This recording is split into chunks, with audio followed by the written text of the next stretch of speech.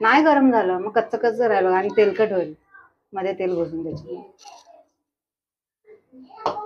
तुम्ही टाकणार आहे मग जरा मिक्स करा टाकेपर्यंत. कोकम नका टाकू, कोकम आहे त्यात, ते साईडला करा.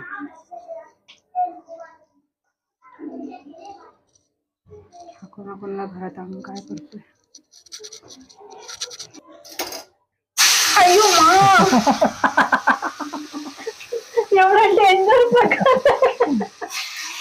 कोकम थांबा जरा. हा माणूस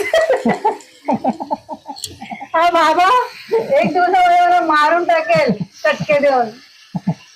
कुठल्या प्रकारचा शाक काय बापरे.